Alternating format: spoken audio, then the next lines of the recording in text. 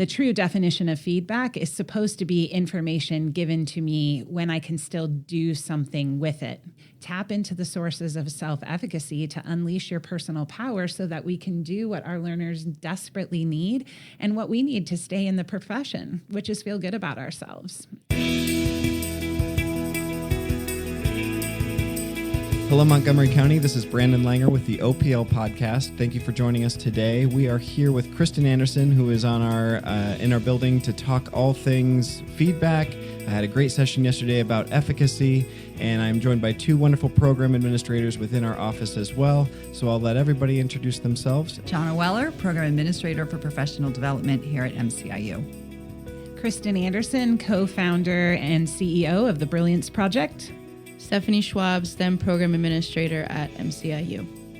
And thanks everyone for joining us. I know we're all very busy. We've had a wonderful morning session and there's more to come in the afternoon. But just to start off with Kristin, today's session's all about feedback. And you mentioned that feedback is one of the highest, they're the highest number of research studies done about feedback, but there's a lot of disparity in that. And I wonder if you could elaborate on that because I thought that was interesting. Yeah, absolutely. It is. It's fascinating to me too. We have the most information about feedback out of any other practice in our field. And yet in that information, we can see feedback done really well can almost quadruple in some instances the speed of learning, whereas feedback done poorly can actually make a child go backward multiple years over a year's time.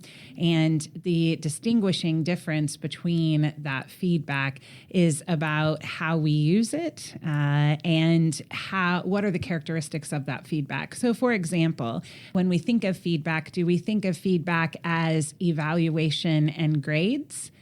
Or do we think about feedback as part of a formative process? The true definition of feedback is supposed to be information given to me when I can still do something with it. In a lot of our systems, we rely on report cards, we rely on scores on assessments, we rely on grades on final writing projects to be what we perceive as giving kids feedback. But what we know in the research is if it's not given at a time where kids can still do something with that information in order to hit the goal, then it actually is worthless. It's almost like we shouldn't give that feedback. We should attach a grade to it because we want to know how they did overall. But the time we would spend in writing quality feedback, we should really think about repurposing that time to the learning that is happening now so kids can master the skill in front of them. Feedback should be, all right, I've got this target I want to hit. I've got my pathway to success, which is my success criteria. And as I'm working on mastering the success criteria, I don't need feedback all the time, just if I am in danger of being off course. Just like when we use our GPS or our Maps app on our phone. We plug in our destination, which could be the equivalent of a learning target. And when we hit go, Siri starts giving us success criteria of things we can do in order to get closer to hitting the target. And as we are going along with that success criteria, she doesn't give us feedback. It's not like Siri says, "Ooh, Kristin, I like the way that you're hitting your brakes. It's not too hard, not too soft," or you didn't use your left turn signal right there. The only time she gives me feedback is when I'm off course. And then she says, calculating route. She gives me a new strategy. She feeds me forward in order to hit my destination. And that's really what our feedback should be. It also should be humanizing. And when we make it about information or about the pathway to success and the success criteria, we create the psychological safety for the learner and the trust. So we help them feel comfortable in receiving and giving feedback. When we face them, when we say things like, you didn't do X, Y, and Z, when we make the feedback about anything and we make everything they do fair game, it can actually create a lot of fear and anxiety. Whereas if we make it only about that pathway to success and we help them see that that's what everyone's using to give and receive feedback within, it can create the non-personal and non-emotional barrier that often gets in the way of feedback. And I think what's great about what you just highlighted is we're looking at it from a teacher-student lens, but everything you said can be directly applied to ed leaders, to their teachers as well. Oh. And we have two former district ed leaders in that capacity. I wonder if either John or Stephanie, if you could kind of talk about what that looks like at the district level. Absolutely. I think, Kristin, you talked a lot about the application to students and how they're moving toward that learning target. But we've also, as you know, in today's session, also have leaders attending, thinking about through the lens of their teachers. And I heard you mention something earlier that really stuck with me about having a deliberate culture of feedback. Mm-hmm. Can you elaborate on that for us? Yeah, absolutely. So a deliberate culture of feedback is where we purposefully build the pieces we need in order for feedback to thrive. So we purposefully build and cultivate trust. We purposefully build the clarity that is necessary so we know what we would be getting feedback on. We purposefully build our beliefs to support that. We work on having a common definition of just what we mean when you say feedback and I say feedback. Are we on the same page? We have a model in which we give and receive feedback in. We know the different types of feedback. And we receive training on actually not just how to give that feedback, but also how to receive it, which is equally important. And it's interesting to your question to Joanna, I really think that when we look at leadership evaluation and we look at the way that we often feed our teachers forward when we're evaluating them, there's a really powerful study that came out about a year ago that looked at the effects of teacher evaluation on teachers in general. And what they're finding more and more through research on this new era of teacher evaluation is it's demoralizing to teachers. It creates robust senses of fear and anxiety. And if you think about it, an evaluation model, it could have 73 different look-fors of what a teacher is supposed to be doing at any one given time, right? And that is pretty much the land of everything teaching and everything learning. So you, as an evaluator, go in there, well, the person being observed automatically knows they can't win. Right? They have all these look-fors. It's impossible for anyone to be perfect at everything at one time. So they don't feel like they have a chance at hitting a goal or being successful. When you combine that with the fact that there are not just too many look-fors, but also people bring in their own perceptions or their own judgments of what they think is happening, it really puts teachers and leaders who are being evaluated in an anxious state and is doing the opposite of what evaluation has been intended to be, which is to help someone become a better version of themselves. And a big missing piece of that, again, is that clarity. If adults had regular goals that they were working toward that were very formative in nature, as opposed to a summative annual piece, then it would be very life-giving and clear to them what success looks like and help them have more targeted walkthroughs, more targeted feedback in general, and create that culture of psychological safety. So you touched on how sensitive we are when we receive feedback. And one of the interesting things that I read when I was reading some of Hattie's work was he spoke about viewing feedback as how is feedback received, not how is feedback given. And I thought that was powerful. To that point, we had this conversation about these indicators and what works best with students. And we have a session coming up later in April. I'll let Stephanie highlight about what works best when in the classroom. But one of those indicators is collective teacher efficacy. And if feedback is, you use the word demoralizing, sometimes it can be. If that's so hard, what do we do to encourage growth in that area and build culture in that area? You break it down into smaller steps, but it really drills down to self-efficacy. I just wondering if you could elaborate on that for our listener. Absolutely. And I just wanted to highlight on something you said within the context of that question too, which is you mentioned, John, Hattie said, it's more important to learn how to receive that feedback than even how to give it, or highlighted the importance of that. And let me just ask all of you around this table, have you ever received training in how to receive feedback? Have you ever practiced how you receive feedback? Have you ever filmed yourself on how you receive feedback? I would say to a very minimal piece. And the only reason I feel that there's even that minimal piece is from the work I've done as an instructional coach and a mentor of coaches. So in that role, we would work on it a little bit, but not to the extent of what you've just talked about with the videotaping and really taking it down and breaking it apart. We've put some strategies out there and possibly worked on it a little bit when I was in that role, but that's only one small role and one small snippet of time throughout the whole educational career. Well, and why are athletics so important to us in our youth? I mean, like that's one of the avenues where many of us are exposed to timely, regular feedback about performance, and that speaks to some of us as learners because that's how it really happens. You're seeking corrective action right then and there when it matters the most, and some of us hold those times really high in our memory banks. I think for that reason, we see them as valuable to who we are today. Well, and why do you think that kids love video games and sports in general, or humans do? As an adult, I still play a good round of Pac-Man every once in a while, or Dr. Mario. But when you think about the reason why people are wrapped with those two formats in general, it's because they have goals within their right next level of challenge, not too hard, not too soft, because they make progress. And if they are doing something wrong, they get instant feedback because a mushroom lands on their head and they die, or whatever the case is. And they get instant coaching of what to do to get better. And that is the human condition in a nutshell.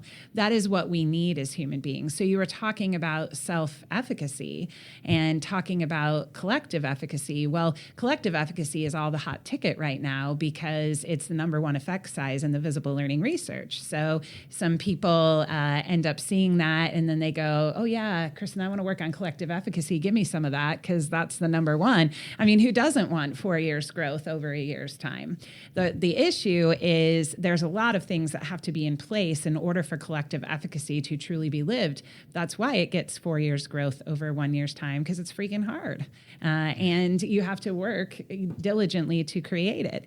And so self-efficacy is that feeling that individually I can do the job that is in front of me, or I can be successful and successfully execute the behaviors necessary to get the result in this given context.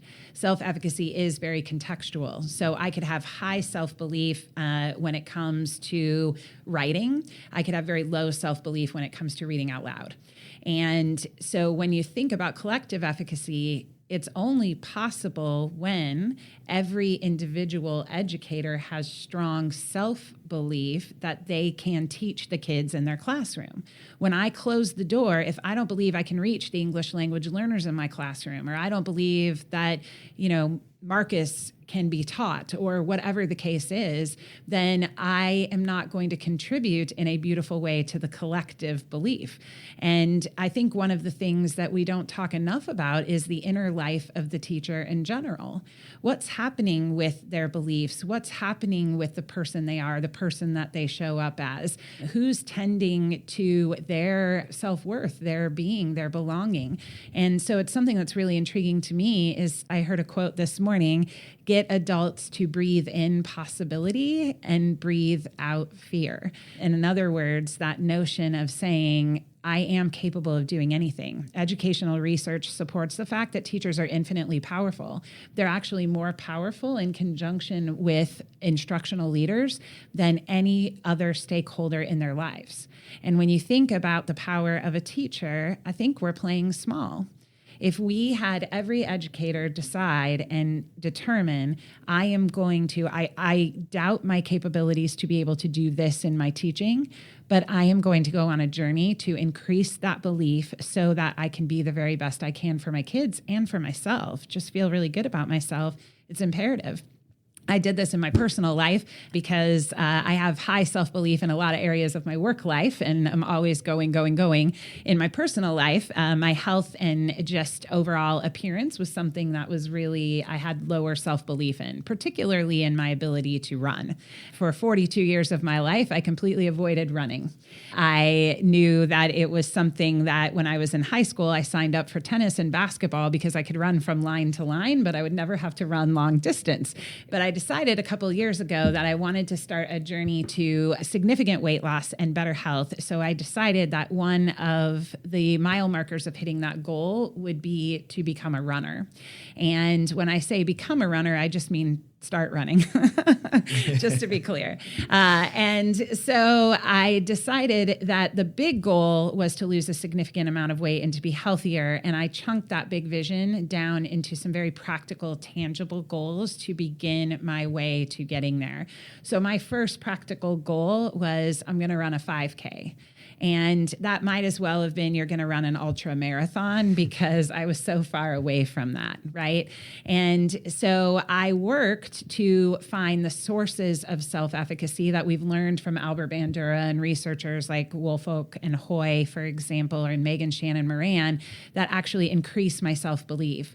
So the first thing I did was, how could I get some mastery experiences? And that's short-term wins to help me hit a longer-term goal.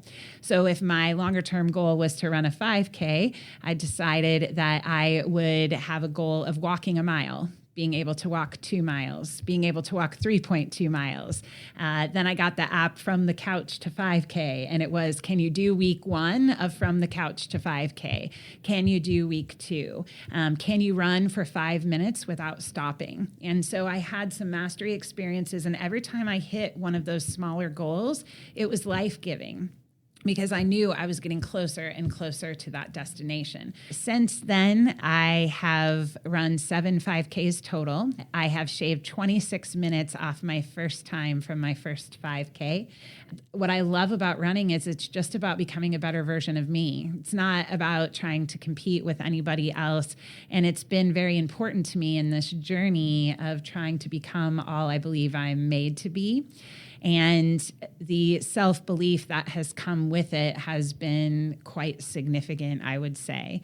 And when I think about teachers and I think about the things that they are most vulnerable about, or the doubts that they have in themselves about doing certain things, even just facilitating classroom dialogue or discussion. So I know some teachers who worry that if they put their kids into groups and have them talking, they're going to lose complete control of the classroom. So they find themselves withholding or not doing. My suggestion to them would be, tap into the sources of self-efficacy to unleash your personal power so that we can do what our learners desperately need and what we need to stay in the profession, which is feel good about ourselves. Yeah, I really, and I appreciate so much about that story on so many levels, but the first thing that stands out is that you're willing to share who you are as a human in your practice with others. And I think the more we do that as teachers, even amongst our students, you don't have to give them the whole playbook of your life. Yeah. But when we share those challenges and how you mentioned modeling it for your family yesterday, overcoming, challenges, and we demonstrate that in front of them, that is equally as powerful as many things you're ever going to say. And I just really appreciated you sharing that, but with us today, but also yesterday with yesterday's group. Thank you so much for saying that. I think for me, I want to be the most authentic version of myself everywhere. And so, I don't ever want to be that person that stands up in front of people and people think, oh, wow, she's a great presenter. She must be perfect. Her life must be wonderful. It's the same reason why I stopped posting on Facebook, because that Facebook mentality of we post 5% of our lives for 100% of the time, we send the wrong message to people. And the fact is I'll be struggling with my self-belief somewhere in every area until the day I die, because that's who we are as human beings. But I also want people to know there's nothing we're not capable of. It's a matter of being able to share and to be real, because it doesn't make, just because I needed to lose weight or I wanted to do X, Y, or Z, it doesn't make me a bad person or a different person. It's just what it was. And I want teachers to feel comfortable and go to school and to be able to say, you know what? I don't know how to teach this kid. You know what? I'm feeling pretty much like garbage today because I don't feel like I'm doing my job here. And I want them to have a safe place where people embrace them and say, absolutely, I understand that. I hear you. Let's work on some strategies and try to improve that. Speaking of strategies, Kristin, you'll be joining us. We had 2 sessions here in January, but we have 2 sessions coming up in April as well. And I'm sorry, they're eluding me. Stephanie, can you talk a little about what we have to look forward to? April 1st, we will have What Strategies Work Best When. There are so many strategies out there, as Kristin has shared with us in the past, and how do we know which ones to use at which time based off of what our goals are and how do we move students forward appropriately. So she's going to be with us to help us navigate what works best when. And then the second day on April 2nd will be assessment capable visible learners, pretty much the whole picture of what it looks like for these types of students that we're looking for, trying to cultivate in our classrooms, and using more of those strategies to do that and approach the whole child. So good. Yep. And I just want to say so much thank you to MCIU, because you have been incredibly supportive. I feel like your constituents are incredibly privileged and lucky to have the professional learning they have because of what you do and how you care for them and what you provide. And the level of professionalism and excellence. I mean, even the fact that we're sitting here in a podcast room and you want your people to have ongoing learning, I can just see the intention and the effects of that intention are very significant. So I want to say thank you for that. It's been all our pleasure, and I want to be cognizant of your time. I know you need to eat lunch and get going here at that later half of the afternoon. So thank you for joining us. Please feel free to follow us on Twitter at MCIU Learns, and reach out about any questions you have. If you're a school district interested in coming on the program and sharing something going on within your district, we'd love to have you. And we're looking forward to doing more district profiles and keynote speaker interviews in the coming year. And until next time, this has been the OPL Podcast. Thank you.